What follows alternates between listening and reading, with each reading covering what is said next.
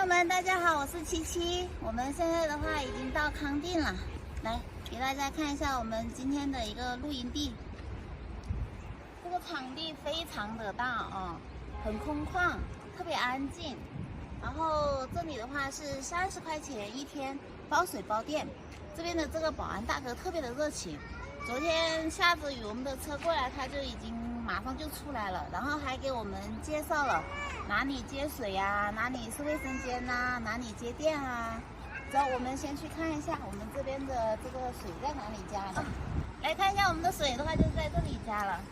这个水的话，水质特别的好。昨天我们用那个比测了一下，这边的水质的话才18的指数，都快达到矿泉水的级别了。